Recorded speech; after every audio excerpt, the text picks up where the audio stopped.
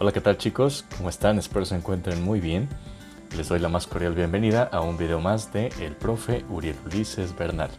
Es para mí un gusto, como siempre, estar con todos ustedes y sobre todo presentarles este tema que es muy, pero muy interesante. Nada menos que el tema de la poética de Aristóteles.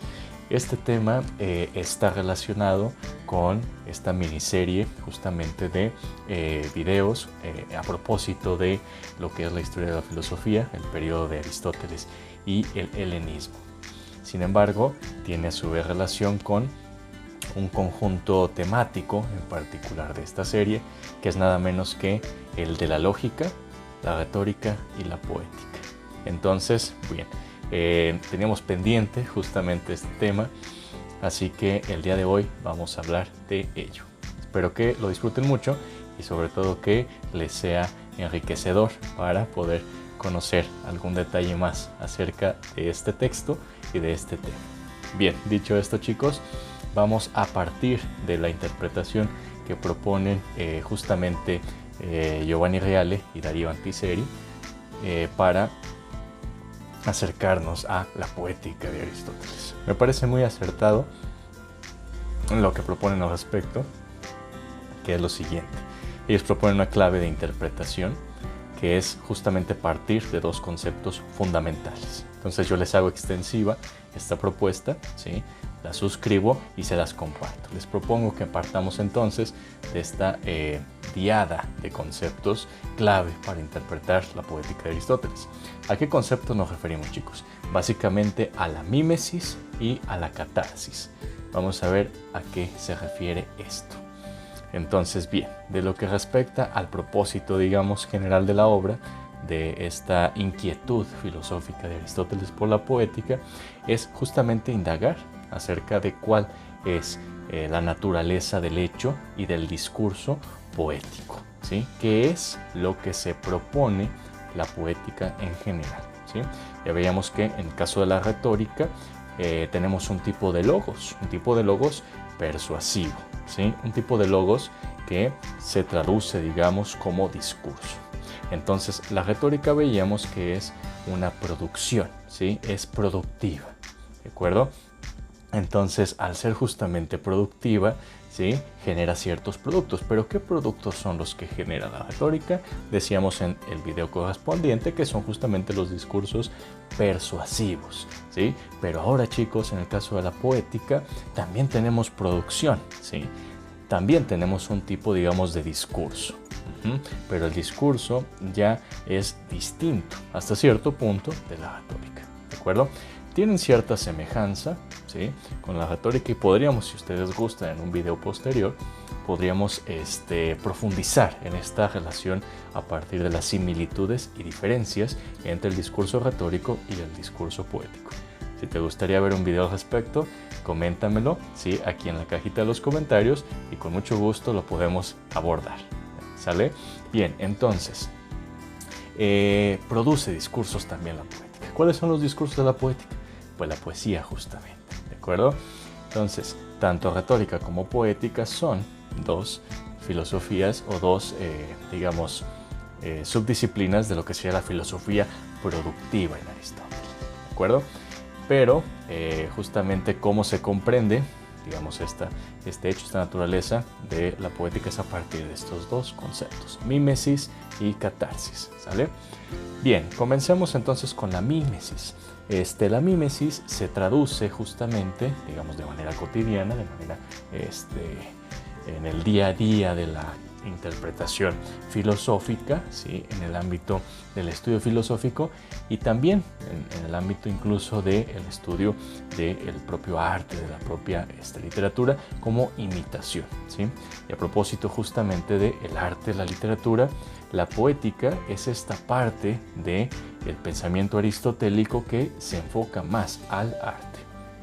Fíjense lo curioso, aquí va un dato interesante, a manera un poco como de, digamos, de comparación con Platón, pero también como de chismecillo, ¿no?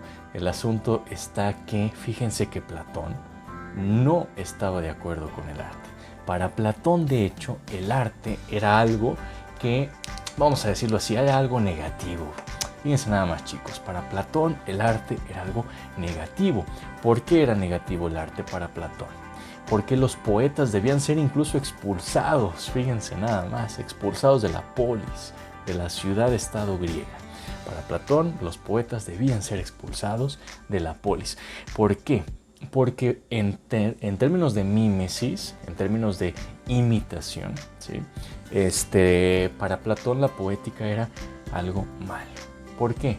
Porque la poética busca imitar, busca representar o reproducir lo que son justamente las acciones humanas, entre otras cosas, y también lo que tiene que ver con el mundo, digamos, cotidiano, ¿sí?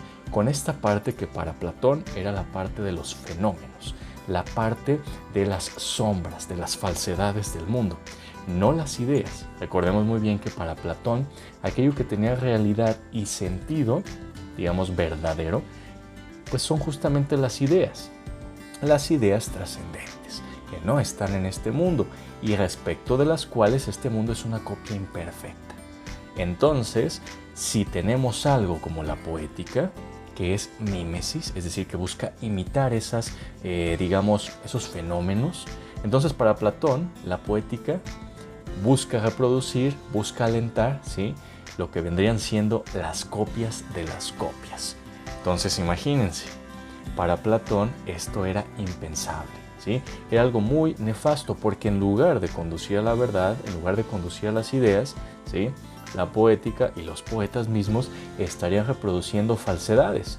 Pero peor aún, falsedades de las falsedades. Imagínense, como un teléfono descompuesto, como literalmente un chisme que corre ahí, ¿sí?, de oído en oído, y que cada vez que pasa de un oído a otro, ese chisme se va deformando, ¿no? De tal suerte que acaba siendo una historia que yo creo que ni Hollywood ni la famosa Rosa de Guadalupe aquí en México la podría reproducir, ¿de acuerdo? Entonces, esto es bastante malo para Platón. Entonces la poética y los poetas debían ser expulsados por esto, ¿no?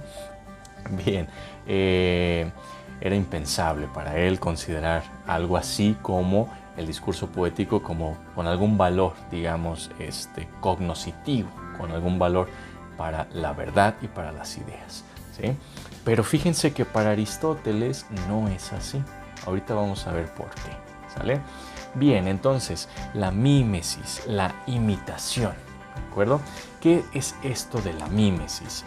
¿Qué nos dice el propio Aristóteles en su texto al respecto? ¿Por qué es importante la mímesis? ¿Qué quiere decirnos cuando señala que la poética está sustentada, está fundamentada en la mímesis? Vamos a ver a qué se refiere, porque fíjense que esto es muy importante. A diferencia de Platón, que no le daba ningún valor epistemológico ni cognoscitivo a la mímesis, para Aristóteles era todo lo contrario. Fíjense nada más. Bien, aquí tenemos el pasaje que estábamos buscando. Fíjense, en el texto de la Poética. Nos dice Aristóteles en el capítulo 4 de la Poética, ¿sí?, digamos la cita correcta conforme digamos a la forma canónica de citar la obra sería en el 1448b, ¿sí? Ahí Aristóteles señala lo siguiente, cito: efectivamente, imitar es algo connatural a los hombres desde que son niños, y en eso se diferencian del resto de los seres vivos, en que el hombre es el más proclive a la imitación y adquiere los primeros conocimientos mediante la imitación. Y además, todos se complacen con las imitaciones, dice Aristóteles. Fíjense, fin de la cita, fíjense la diferencia con su maestro Platón. Para Platón era impensable que la mímesis tuviera algún valor epistemológico, de conocimiento de la verdad. Pero para Aristóteles pasa al revés. Es decir, la mímesis sí tiene una importancia y un valor epistemológico. Ojo, no quiere decir que Aristóteles está basando el conocimiento en mera representación o imitación de formas fenoménicas, diríamos acá.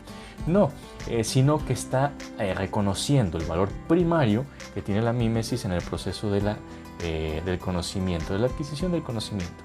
Dice él que ahí, fíjense nada más, se adquieren los primeros conocimientos en la imitación. ¿Y por qué dice que todos nos complacemos en imitar?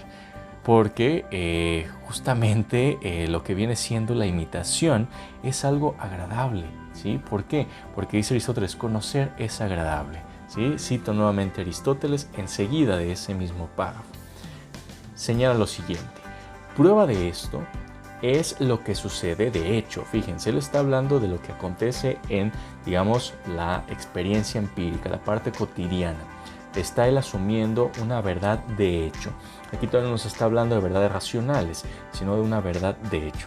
Si quieres saber a qué me refiero con verdades de hecho y verdades racionales, coméntalo, déjalo en la caja de comentarios y con gusto puedo explicarlo en un breve video para que quede un poco más claro a qué nos referimos. Es un tema muy interesante, la distinción entre verdades de hecho y verdades racionales. Bien, continúo.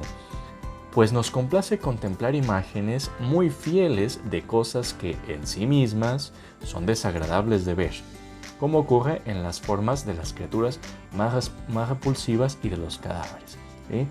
La razón es que aprender es algo sumamente grato, no solo para los filósofos, sino igualmente para los demás. Si bien participan de ello en escasa medida, es decir, no como el filósofo que se dedica, vamos a decirlo así, vital y profesionalmente a ello. En el caso de todos los seres humanos que se dedican a otras actividades, todas las personas que se dedican a otras actividades, no necesariamente la filosofía, también gozan y disfrutan de aprender, de comprender y de conocer. Dice, por ello se complacen en ver las imágenes. Ojo aquí, porque al contemplarlas resulta que aprenden y deducen qué es cada cosa. Por ejemplo, que esta figura representa a tal persona. Porque si el objeto representado no ha sido visto con anterioridad, la imagen no producirá placer, en tanto que imitación, sino por la ejecución, el color o alguna otra causa semejante. Fin de la cita. Fíjense nada más. ¿De qué nos está hablando Aristóteles? Aquí podemos destacar varias cosas, pero vamos a puntualizar únicamente lo siguiente. En primer lugar, señala esto de, digamos, resulta agradable, resulta placentero ver una imagen, una representación de cualquier cosa que con anterior ya conocemos, porque nos resulta familiar. Entonces la vemos representada, la vemos ejecutada, ¿sí? En una obra de arte, por ejemplo, en una pintura, en una obra de teatro, en una película, ¿sí? Ya hablando en términos contemporáneos. Aristóteles evidentemente no está pensando en el cine, pero sí está pensando en el teatro, ¿sí? En las tragedias y en las comedias, ¿sí? De la época, Sófocles, Esquilo, incluso en la epopeya de Homero, ¿sí? Pero bien, entonces esto produce cierto placer y cierto agrado, ¿de acuerdo? Y más, dice Aristóteles, cuando se trata de situaciones desagradables. Es más placentero verlas representadas y no vivirlas, evidentemente, ¿sí? Entonces, en ese sentido, producen cierto agrado. Y se va a conectar con otro tema, que es justamente la catarsis. Pero no quiero todavía adelantarme al tema de la catarsis, sino puntualizar que es aquí donde va a encontrar su anclaje. Entonces, fíjense nada más. La imitación, ¿sí? En primer lugar, para Aristóteles, la imitación, a diferencia de Platón, tiene un valor primario para el conocimiento porque ya adquirimos nuestros primeros conocimientos. ¿Y cómo lo hacemos? Pues justamente a través de esas imágenes y representaciones que vemos, las cuales están imitando a la realidad.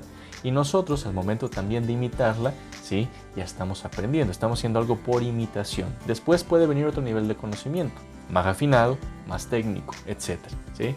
Es como la persona, ¿sí? Que está, por ejemplo, ante un carpintero, ante cualquier persona que realice un oficio, digamos, práctico, ¿sí? Que tiene que ver con la técnica y manejo de ciertas técnicas, ¿no? La persona que está observando, digamos, al maestro, a quien ya domina este arte, este oficio, lo que va a hacer al estarlo observando es justamente a imitarlo posteriormente. De solo observarlo lo puede imitar, ¿sí? Y puede imitarlo muy bien. Sin embargo, eso no significa que ya domine, ¿sí? El oficio o el arte en particular. Pero claro que es cierto que ya con solo observar ha adquirido los conocimientos, digamos, más elementales. Se ha acercado de manera primaria a el conocimiento de cómo se hace un mueble, cómo se hace un cuadro, cómo se hace cualquiera de los oficios o cualquiera de las acciones o productos que esté fabricando, ¿no? Entonces, a eso se refiere Aristóteles. Y es placentero, dice él, poder observar cómo se hace. y después reproducirlo también es placentero, es agradable. ¿De acuerdo? Pero fíjense también que en el caso de la imitación, digamos que esta imitación se da, ¿sí? Esta mímesis, ¿sí? Aristóteles nos da un punto importante. Dice él que se puede realizar de 3 formas diferentes, ¿de acuerdo? De 3 formas distintas. Cito a Aristóteles en 1448a. Capítulo 3. Dice Aristóteles: así pues, como dijimos al principio, ¿sí? Al inicio de la obra, estas 3 son las diferencias que presenta la imitación. Ojo, en los medios, en los objetos y en el modo de imitar, ¿sí? Hay 3 maneras distintas en las que la imitación se lleva a cabo. ¿A qué se refiere? Podemos, volviendo al ejemplo del oficio, ¿no? Podemos nosotros imitar, por ejemplo, ¿sí? Supongamos yo soy un aprendiz de carpintero. Yo puedo imitar a mi maestro, ¿sí? En los medios que él está utilizando. Por ejemplo, si él utiliza madera de nogal y utiliza un barniz especial y además una pintura que casi siempre es del mismo color, ¿no? Vamos a suponer rojo, ¿sí? Color vino, todas las tonalidades ahí al respecto. Entonces, yo puedo imitar su oficio en ese sentido, a través de los medios. Lo puedo imitar también usando madera de nogal, usando ese mismo barniz y esos mismos colores.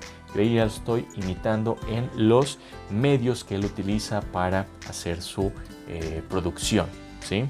Pero también lo puedo imitar en los objetos, es decir, hacer lo que él está haciendo, las acciones que él está llevando a cabo, ¿sí? Por ejemplo, puedo imitarlo si él está construyendo o él se dedica justamente a la carpintería y se dedica a la fabricación de muebles. Yo puedo fabricar también los mismos muebles que él hace, ¿sí? La acción de cortar la madera de cierta forma, ¿sí? A eso se refiere Aristóteles, ¿sí? Si yo imito a mi maestro justamente en su oficio, yo lo estoy imitando por medio del objeto de la producción, que es la carpintería, ¿sí? Entonces, lo puedo imitar conforme los materiales que usa o respecto específicamente lo que él está haciendo. Pero tenemos un tercero, que es el modo de imitar. ¿Y a qué se refiere esto? Bueno, aquí Aristóteles nos está hablando de 2 cosas. Podemos imitar por medio de la narración, ¿sí? O haciendo que, digamos, por medio de la narración o con las acciones mismas. Es decir, puedo imitar, por ejemplo, alguna situación narrándola, contándola de manera narrativa, y ahí es donde entra justamente el tema de la poesía, el tema de la épica, etc. O en las acciones mismas, es decir, ya en la obra de teatro. Por eso digo que Aristóteles está pensando muy bien en la cuestión teatral. Volviendo al ejemplo de la carpintería, ¿a qué se refiere esto con los modos de imitar? Pues yo puedo imitar justamente el tema de la carpintería narrándolo, contándolo. Ejemplo, yo me tomo un libro, una libreta, ¿sí? Tomo una libreta, ¿no? Simplemente, y me pongo, ¿sí? Tomo mi lápiz, ¿sí? Me pongo y escribo, ¿no? ¿A qué se refiere? ¿En qué consiste el arte de la carpintería, ¿no? Incluso a manera de pasos, de metodología, ¿no? Paso número 1, conseguir la madera, por ejemplo. Paso número 2, cortar la madera, etc. Lo voy narrando, lo voy describiendo, ¿sí? Y la otra forma de hacerlo es justamente ya con las acciones. Ya no lo narro, ya lo actúo, ¿sí? Ya lo represento en la acción misma, ¿de acuerdo? Entonces, de estas 3 formas que Aristóteles nos está aquí señalando de la imitación, la más importante para él tiene que ver con el asunto de la acción. Digamos, a Aristóteles sí le interesa el asunto de los objetos, el asunto de los medios, pero particularmente el asunto de la acción misma. Al respecto, Alejandro Vigo interpreta lo siguiente, cito: Aristóteles no provee una caracterización general de lo que ha de entenderse bajo el nombre de mímesis, pero explica que el objeto de la mímesis, es decir, lo imitado o representado, son las personas que actúan, los sujetos de praxis, que serán como tales hombres buenos o malos, de conformidad con la multiplicidad de posibles tipos de caracteres que representan la virtud o el vicio. Y aquí hace referencia a que, fin de la cita con Alejandro Vigo, pero aquí hace la referencia de que esta idea está tomada justamente del texto de la Poética, en 1448a, 1-4.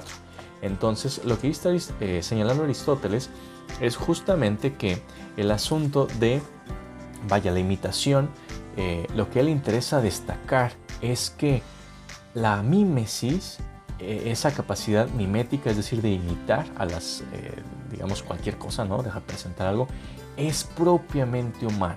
Por eso la cita del inicio, ¿no? Es algo inherente, connatural al ser humano, que lo distingue de los demás, ¿sí? En metafísica veíamos que Aristóteles dice que por naturaleza todos deseamos saber o conocer. El ser humano, la persona, desea conocer por naturaleza, ¿de acuerdo? Entonces, en ese sentido, y dado que la mímesis es el momento primario del conocimiento, entonces la imitación también es connatural, esencial al ser humano, ¿de acuerdo? Entonces, a eso se refiere con esto. Entonces, aquí está destacando que al ser algo propiamente humano, lo que específicamente representa, digamos, imita el ser humano es, pues, al ser humano mismo, ¿no? Las acciones de sus hermanos, de sus amigos, de sus conocidos, de personajes ilustres, de leyendas de la historia universal, de la historia nacional, de la historia local. Pero siempre el punto focal de la imitación es el ser humano, las acciones humanas concretas. Al ser humano le interesa ver esto, porque es lo que más familiar le resulta. Y ahí va a conectar con, ahora sí, el segundo punto, la catarsis. La catarsis. ¿Qué efecto produce eso? Si hemos dicho que la imitación es algo natural, connatural al ser humano, la persona, ¿sí? En términos de que es lo más natural conocer, digamos, el deseo de conocer para la persona humana es lo más natural, dice Aristóteles, y por lo tanto la imitación, que es la primera forma de conocer, también es connatural. Entonces es propiamente humana, y por lo tanto lo que más se representa, lo que más se imita es al propio ser humano en sus acciones, sea en sus virtudes, sea en sus vicios, ¿sí? Ahora podemos preguntarnos, ¿y esto qué efecto causa? Cuando leemos una poesía sobre el amor, sobre la desdicha, sobre la espiritualidad, sobre la alegría, la tristeza, sobre la inconformidad, sobre la incertidumbre, o cuando vemos una obra de arte, una pintura, una obra de teatro, una película, ¿qué efecto tiene para el ser humano ver esa representación, esa imitación frente a nosotros? Dice Aristóteles, tiene un efecto catártico. ¿Qué significa esto? ¿Qué es la catarsis? Es, de alguna manera, ese reconocimiento que tenemos con lo que estamos viendo y decimos, ojo, eso me parece familiar, me identifico con el personaje, lo que él está viviendo, lo que a él le está sucediendo, es lo que me está pasando, ¿no? Lo identificamos así. Pero, justamente, ¿a qué se refiere este asunto de la catarsis? ¿No? ¿Qué es? Es una especie de purificación de las emociones, dice Aristóteles y algunos intérpretes. Lo cierto es que Aristóteles propiamente no ahonda mucho en esto. Entonces tenemos que basarnos, tenemos que valernos de ciertas interpretaciones justamente para poder aclarar un poquito más el sentido de esto, ¿no? Aclarar un poco más a qué es a lo que se refiere Aristóteles con el asunto de la catarsis, ¿no? A qué se refiere con esto de purificación de las emociones. ¿Cómo es esto de que el arte, ¿no?, de que las obras de teatro, de que la poesía purifican las emociones? ¿Cómo está eso, Aristóteles? A ver, cuéntanos, ¿no? ¿A qué se refiere el buen Aristóteles? Bien, para eso nos ayuda justamente a entender Alejandro Vigo, aristotélico especialista, bastante puntual en lo que tiene que ver con estos detalles, ¿no? Él nos señala lo siguiente, dice, cito, las interpretaciones respecto de la catarsis justamente van desde el alcance médico homeopático, que ven en la catarsis, al modo de un fenómeno cuasi físico, como una suerte de purga, ¿sí? Hasta las consideraciones de la catarsis como un fenómeno de esclarecimiento cognitivo, pasando por las que la toman como un fenómeno de tipo afectivo emocional, una suerte de purificación justamente de las emociones. Fin de la cita. ¿Qué nos dice aquí Alejandro Vigo? Que por un lado, el efecto catártico de las representaciones del arte en general es como una especie de medicina para el ser humano, una medicina para el alma, ¿no? Tomando alma justamente como el ánimo. Entonces, al ver todas estas situaciones complicadas de otras personas, pues ahí, de alguna manera, estamos adquiriendo una cierta medicina, estamos sacando lo que traemos. Y por eso también es un efecto que puede ser, hasta cierto punto, afectivo emocional, ¿no? Lloramos con una película, nos emocionamos, nos inspiramos, a eso se refiere, ¿no? Y por otro lado, esclarecimiento cognitivo. De ello tenemos un aprendizaje. Oye, pues le pasó tal cosa al actor, ¿no? Que está viviendo una situación similar, él tomó una decisión y le pasó tal cosa. Fue un resultado trágico. Entonces digo, ojo, no voy a hacer lo mismo, no vaya a pasar eso, ¿no? O por el contrario, le fue muy bien. Entonces, mira, aquí encuentro ya la respuesta a esa pregunta, lo que estaba buscando de qué hacer al respecto, ¿no? Entonces, a eso se refiere. Continúo con la cita para que veamos lo siguiente. Dice, los dos últimos tipos de interpretación pueden ser vinculados entre sí, pues nada impide atribuir al esclarecimiento cognitivo una función catártica respecto a las emociones, ya que dicho esclarecimiento puede muy bien constituir el camino a través del cual se obtiene el efecto catártico. Fin de la cita. ¿Qué quiere decir Vigo? Que tranquilamente todos estos elementos pueden coexistir, ¿sí? El hecho de conocer no quita el hecho de que haya una experiencia emocional afectiva al respecto. Cuando nos cae el 20 sobre algo, ¿cómo nos sentimos? Por fin le entendí, ¿no? La emoción que eso conlleva. A eso se refiere, chicos. Entonces, ¿cómo ven? A lo que se refiere Aristóteles con esto de la poética. Nos habla justamente de este aspecto afectivo emocional que tiene el proceso de conocer.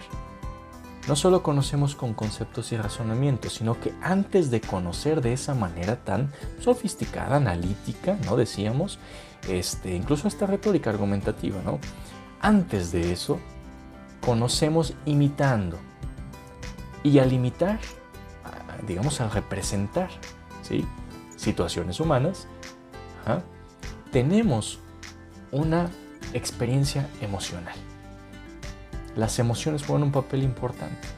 Conocemos, podemos decir, anímicamente templados, como después Heidegger lo va a retomar. Entonces, a eso se refiere Aristóteles con la poética. La producción de este discurso poético surge a partir de la mímesis, es decir, de la imitación de acciones humanas, de la praxis, y esta imitación tiene un efecto un efecto psicológico, emocional, pero tiene también un alcance epistemológico como los primeros pasos del conocimiento. Así que aquí podemos tener una perspectiva general, digamos, de qué se refiere Aristóteles con esto. Después podríamos hablar de las cuestiones técnicas que da respecto al ritmo, a la armonía, ¿no? Cuestiones más puntuales incluso de estilo literario, ¿sí? Pero esas son cuestiones incluso ya, insisto, más técnicas, ¿no? Más de metodología. Pero en el fondo el sentido del texto es chicos, ¿sí? Podemos hacer más interpretaciones al respecto porque el propio Aristóteles no habla mucho, porque bueno, finalmente es una obra que hemos recibido ya en nuestra actualidad incompleta, ¿sí? Se ha perdido buena parte de esta obra. Sin embargo, con esto podemos tener una buena idea de a qué se refiere el propio Stagirita con esto de la poética. Pues muchísimas gracias, chicos, por acompañarme en un nuevo video. Es como siempre un gusto y espero les haya servido, les haya resultado interesante. Los invito a estar pendientes del canal y los veo en un próximo video con el profe Uriel Ulises Bernal. Hasta la próxima.